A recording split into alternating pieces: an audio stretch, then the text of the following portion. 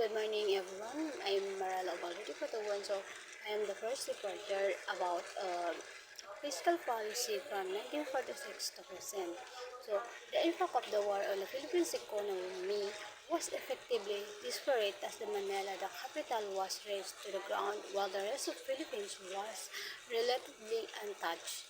But the highly agriculture-based economy was disrupted.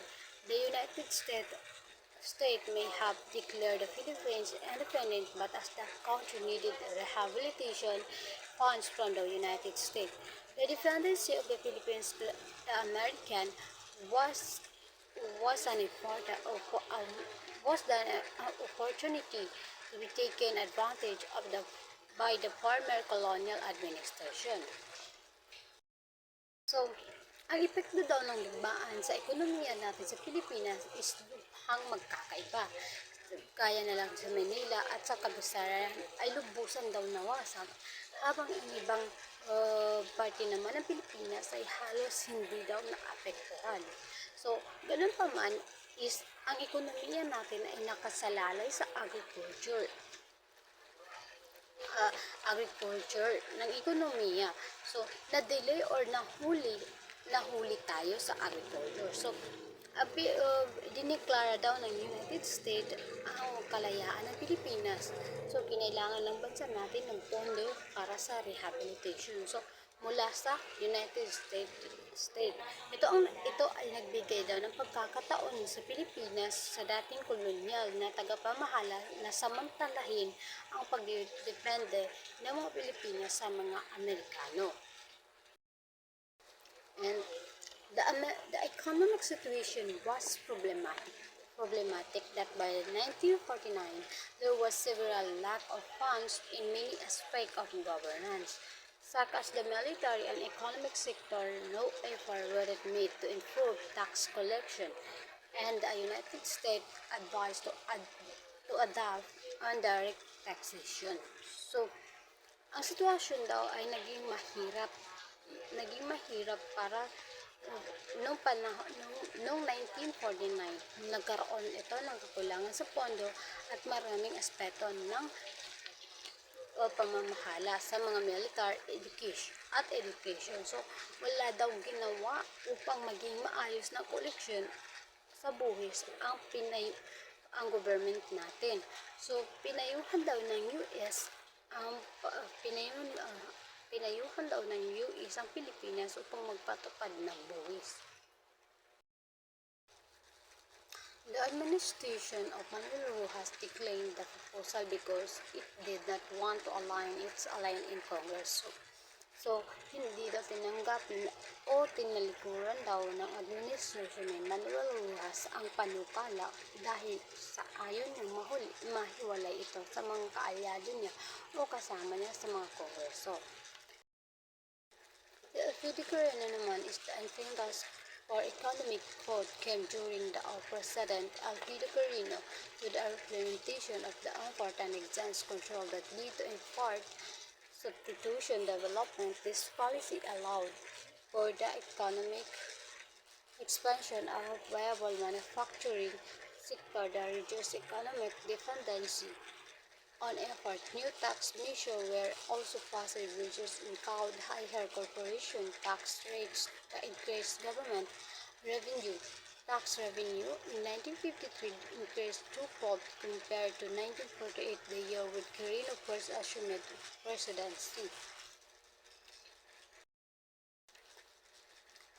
Lumago daw ang ekonomiya natin simula naging presidente si Elpidio Quirino. So, pagpapatupad niya ng pagkontrol sa importation at palitan ng pera. So, nagka-result ito ng pag-unlad ng import at substitution o pagpapalit ng mga inangkat na produkto ng lokal na gawa. Dahil sa patakaran na ito, lumawak daw ang sektor sa pagmamanufacture at pagbaba at pagdepende ng pagbagsak sa mga imported ng product. So, nagkaroon din ng batas sa buwis. So, kakabila ng mas mataas na buwis sa mga corruption ay naging patas ang kita ng government at ang kita mula mula sa buwis noong 1953 ay doble compare noong 1958 and noong 1948. So good afternoon everyone, my name is Hadake Isun. My topic is Fiscal Policy from 1946 to present. While the succeeding presidencies of Magsaysay Garcia and Macapagal promised to study the tax structure and policy of the country through the creation of a tax commission in 1959 by means of Republic Act to make way for a more robust and efficient tax collection. Screen post-war fiscal policy remained regressive characterized by the overburdening of the lowest classes, while the landed elite who held business interests were in Congress to issue that stats were not beloved to them who belonged to the higher classes of the society. The period of the post-war republic also saw a rise in corruption from 1959 to 1968. Congress did not pass any tax legislation despite important gains in the economy and the vested interests of Filipino business. In Congress would manifest in many instances such as the rejection of tax in important indirect taxation, still contribute to the 3/4 of the tax revenue and the omnibus tax law of 1969 did not increase the ratio of income tax, the general tax revenue collection of tax remained for tax structure was still problematic, and marks of republic fund were lost to corruption, which left the government incapable of funding projects directed toward development. Under the Marcos authoritarian regime, the tax system remained regressive during the later part of the Marcos year 1981 and 1985.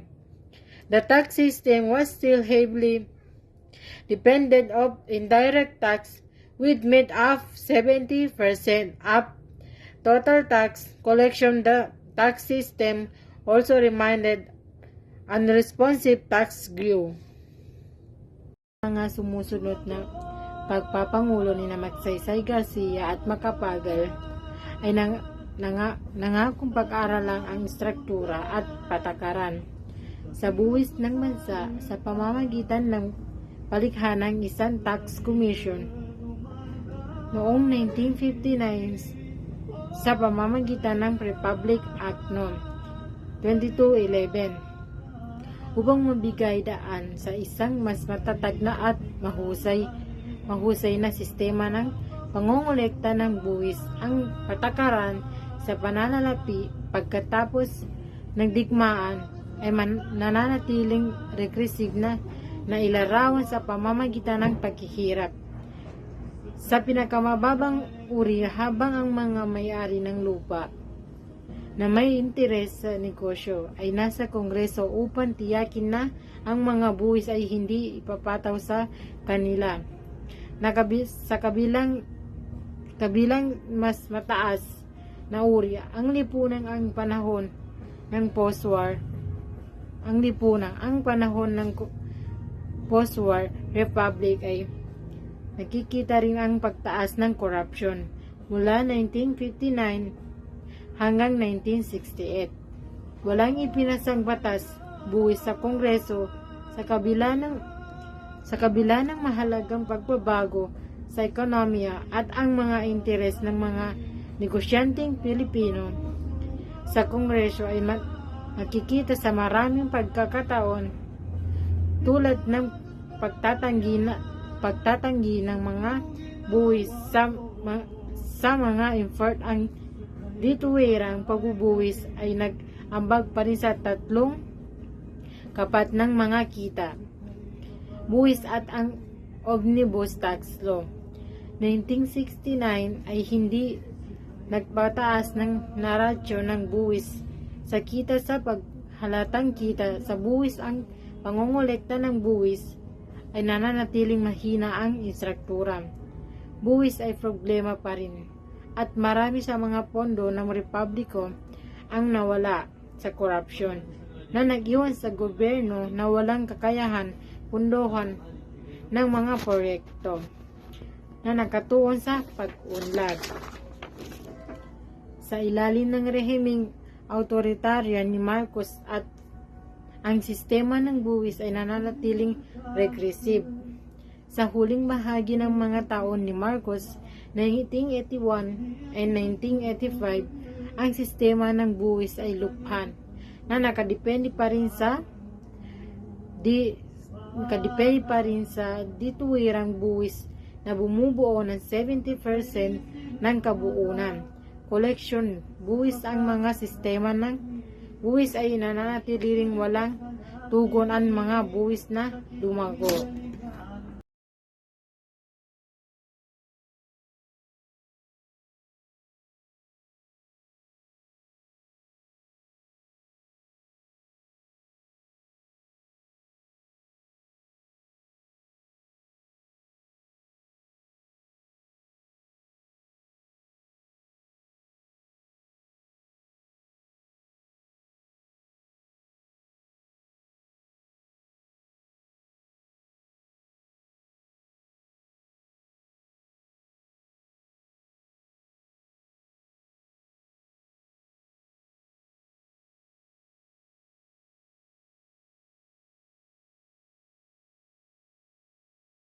So good morning everyone. I'm Marala Obaludi Patuan. So I am the first reporter about fiscal policy from 1946 to present.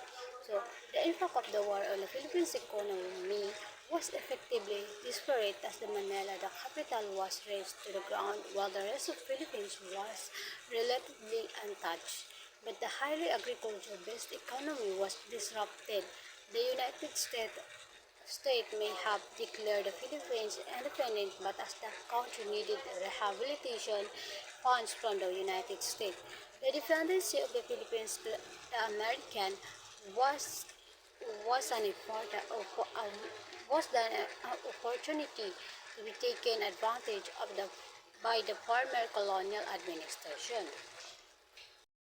So, ang epekto daw ng digmaan sa ekonomiya natin sa Pilipinas is lubhang magkakaiba. Kaya na lang sa Manila at sa kabusaran ay lubusan daw nawasak, habang ang ibang parte naman ng Pilipinas ay halos hindi daw naapektuhan. So, ganun pa man is ang ekonomiya natin ay nakasalalay sa agriculture ng ekonomiya. So, na-delay or nahuli tayo sa agriculture. So, dineklara daw ng United States ang kalayaan ng Pilipinas. So, kinailangan ng bansa natin ng pondo para sa rehabilitation. So, mula sa United States. Ito ay nagbigay daw ng pagkakataon sa Pilipinas sa dating kolonyal na tagapamahala na samantalahin ang pagdedepende ng mga Pilipinas sa mga Amerikano. And the economic situation was problematic that by 1949 there was several lack of funds in many aspects of governance, such as the military and economic sector. No effort were made to improve tax collection, and the United States advised to adopt indirect taxation. So, ang sitwasyon daw ay naging mahirap para noong 1949, nagkaroon ito ng kakulangan sa pondo at maraming aspeto ng pamamahala sa mga military education. So, wala daw ginawa upang maging maayos na koleksyon sa buwis ang government natin. So, pinayuhan daw ng US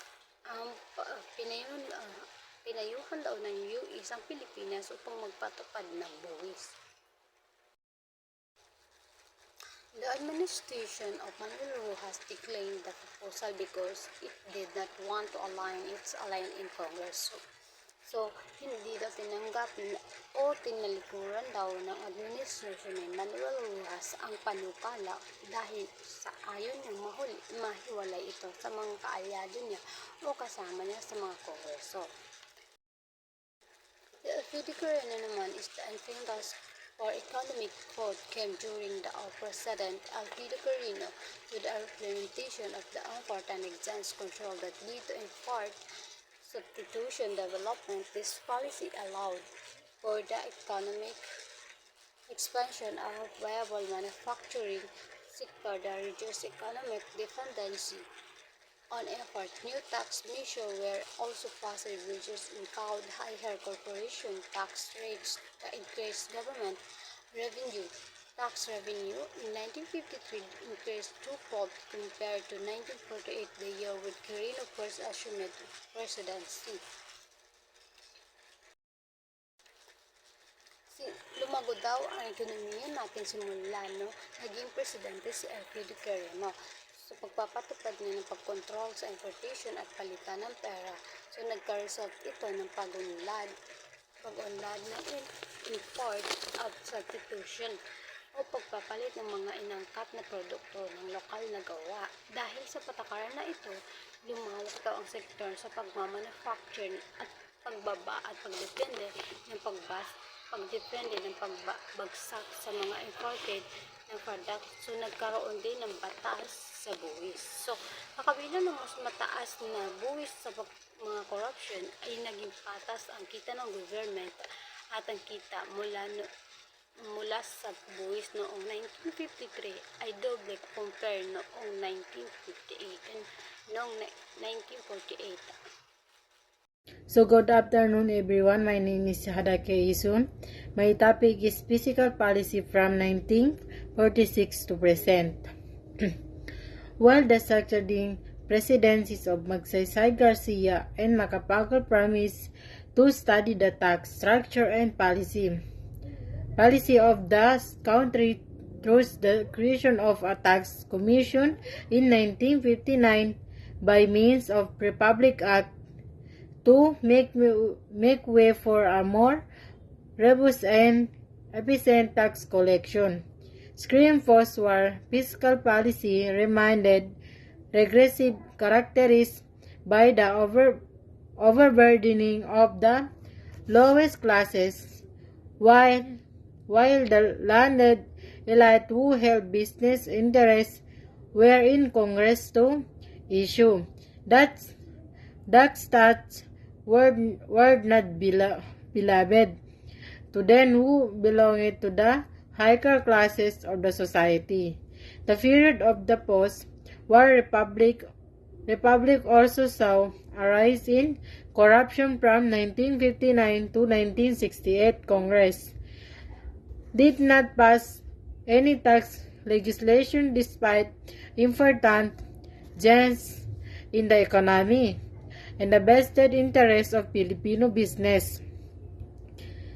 In Congress would manifest in many instances such as the rejection of tax in important indirect taxation, still contribute to the 3/4 of the tax revenue and the omnibus tax law of 1969 did not increase the ratio of income tax to the general tax revenue collection of tax remanded for tax structure was still problematic, and marks of republic fund were lost to corruption, which left the government incapable of funding projects directed toward the development.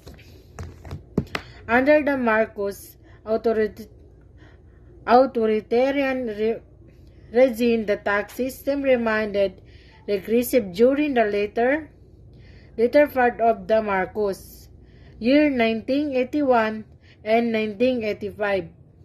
The tax system was still heavily dependent of indirect tax, with made up 70% of total tax collection. The tax system also remained unresponsive. Tax grew